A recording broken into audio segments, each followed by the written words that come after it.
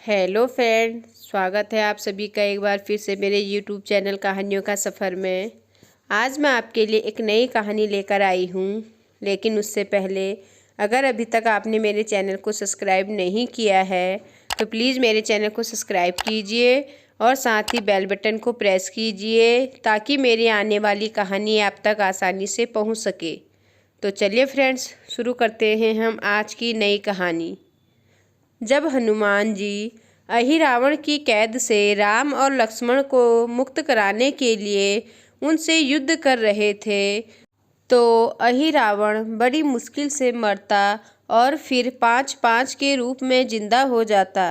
इस विकट स्थिति में मकरध्वज ने बताया कि अहिरावण की पत्नी नागकन्या है। अहिरावण उसे जबरदस्ती उठा लाया है। वह उसे पसंद नहीं करती पर मन मार के उसके साथ रहती है। वह अहिरावण के राज जानती होगी, उससे उसकी मौत का उपाय पूछा जाए। मकरध्वज ने राक्षसों को युद्ध में उलझाए रखा और उधर हनुमान अहिरावण की पत्नी के पास पहुँचे।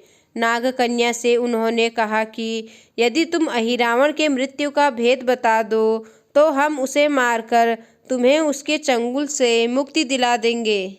अहिरावण की पत्नी ने कहा, मेरा नाम चित्रसेना है, मैं भगवान विष्णु की भक्त हूँ। अहिरावण मेरा अपहरण कर यहाँ कैद किए हुए है, पर मैं उसे नहीं चाहती। लेकिन मैं अहिरावण का भेद तभी बताऊंगी जब मेरी इच्छा पूरी की जाएगी। हनुमान जी ने कहा, आप मुझे अपनी इच्छा बताएं, मैं उसे जरूर मानूंगा। चित्रसेना ने कहा, दुर्भाग्य से अहिरावण जैसा असुर मुझे हर लाया, इससे मेरा जीवन खराब हो गया। मैं अपने दुर्भाग्य को सौभाग्य में बदलना चाहती हूँ। आप अगर मेरा विवाह श्री राम से कराने का वचन दें तो मैं अहिरावण के वध का रहस्य बताऊंगी। हनुमान जी सोच में पड़ गए। भगवान श्री राम तो एक पत्नी निष्ठ हैं। अपनी धर्म पत्नी देवी सीता को मुक्त कराने के लिए वे असुरों से युद्ध कर रहे हैं। वह किसी और से विवाह की बात तो कभी न स्वीकारेंगे। मैं कैसे वचन दे सकता हूँ। फिर सोचने लगे कि यदि समय पर उचित निर्णय न लिया तो स्वामी के प्राण ही संकट में पड़ जाएंगे। असमंजस की स्थिति में बेचैन हनुमान जी ने ऐसी राह निकाली कि सांप भी मर जाए और लाठी भी न टूटे। हनुमान जी बोले, तुम्हारी शर्त स्वीकार है, पर हमारी भी एक शर्त है। यह विवाह तभी होगा जब तुम्हारे साथ भगवान राम जिस पलंग पर आसीन होंगे वह सही सलामत रहना चाहिए। यदि वह टूटा तो इसे अपशकुन मानकर वचन से पीछे हट जाऊंगा। जब महाकाय अहिरावण के बैठने से पलंग नहीं टूटता तो भला श्री राम के बैठने से कैसे टूटेगा। यह सोचकर चित्रसेना तैयार हो गई।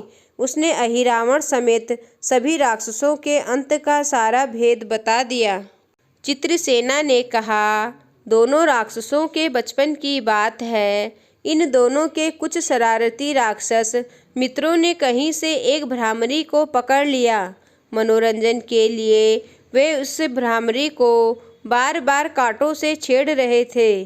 भ्रामरी साधारण भ्रामरी नहीं थी, वह भी बहुत मायावी थी, किंतु किसी कारणवश वह पकड़ में आ गई। भ्रामरी की पीड़ा सुनकर अहिरावण और महिरावण को दया आ गई और अपने मित्रों से लड़कर उसे छुड़ा दिया। मायावी भ्रामरी का पति भी अपनी पत्नी की पीड़ा सुनकर आया था। अपनी पत्नी की मुक्ति से प्रसन्न होकर उस भौरे ने वचन दिया था कि तुम्हारे उपकार का बदला हम सभी भ्रमर जाति मिलकर चुकाएंगे। ये भौरे अधिकतर उसके शयन कक्ष के पास रहते हैं। ये सब बड़ी भारी संख्या में हैं। दोनों राक्षसों को जब भी मारने का प्रयास हुआ है और ये मरने को हो जाते हैं तब भ्रमर उनके मुख में एक बूंद अमृत का डाल देते हैं। उस अमृत के कारण ये दोनों राक्षस मरकर भी जिंदा हो जाते हैं। इनके कई रूप उसी अमृत के कारण हैं। इन्हें जितनी बार फिर से जीवन दिया गया उनके उतने नए रूप बन गए हैं। इसलिए आपको पहले इन भंवरों को मारना होगा। हनुमान जी रहस्य जानकर लौटे। मकरध्वज ने अहिरावण को युद्ध में उलझा रखा था, तो हनुमान जी ने भंवरों का खात्मा शुरू किया। वे आखिर हनुमान जी के सामने कहाँ तक टिकते। जब सारे ब्राह्मण खत्म हो गए और केवल एक बचा, तो वह हनुमान जी के चरणों में लौट गया। उसने हनुमान जी से प्राण रक्षा की याचना की। हनुमान जी पसीज गए। उन्होंने उसे क्षमा करते हुए एक काम सौंपा। हनुमान जी बोले, मैं तुम्हें प्राण दान देता हूँ, पर इस शर्त पर कि तुम यहाँ से तुरंत चले जाओगे और अहिरावण की पत्नी के पलंग की पाटी में घुसकर जल्दी से जल्दी उसे पूरी तरह खोखला बना दोगे। भंवरा तत्काल चित्रसेना के पलंग की पाटी में घुसने के लिए प्रस्थान कर गया। इधर अहिरावण और महिरावण को अपने चमत्कार के लुप्त होने से बहुत अचरज हुआ, पर उन्होंने मायावी युद्ध जारी रखा। ब्राह्मणों को हनुमान जी ने समाप्त कर दिया। फिर भी हनुमान जी और मकरध्वज के हाथों अहिरावण और महिरावण का अंत नहीं हो पा रहा था। यह देखकर हनुमान जी कुछ चिंतित हुए। फिर उन्हें कामाक्षी देवी का वचन याद आया। देवी ने बताया था कि अहिरावण की सिद्धि है कि जब पांचों दीपक एक साथ बुझेंगे तभी वे नए नए रूप धारण करने में असमर्थ होंगे और उनका वध हो सकेगा। हनुमान जी ने तत्काल पंचमुखी रूप धारण कर लिया। उत्तर दिशा में वराह मुख, दक्षिण दिशा में नरसिंह मुख, पश्चिम में गरुड़ मुख, आकाश की ओर हयग्रीव मुख एवं पूर्व दिशा में हनुमान मुख। उसके बाद हनुमान जी ने अपने पांचों मुख द्वारा एक साथ पांचों दीपक बुझा दिए।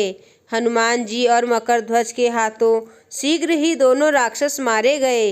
इसके बाद उन्होंने श्री राम और लक्ष्मण जी की मूर्छा दूर करने के उपाय किए। दोनों भाई होश में आ गए।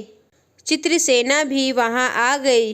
हनुमान जी ने कहा, प्रभु, अब आप अहिरावण और महिरावण के छल और बंधन से मुक्त हुए, पर इसके लिए हमें इस नाग कन्या की सहायता लेनी पड़ी।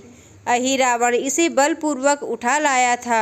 वह आपसे विवाह करना चाहती है। कृपया उससे विवाह कर अपने साथ ले चले, इससे उसे भी मुक्ति मिलेगी।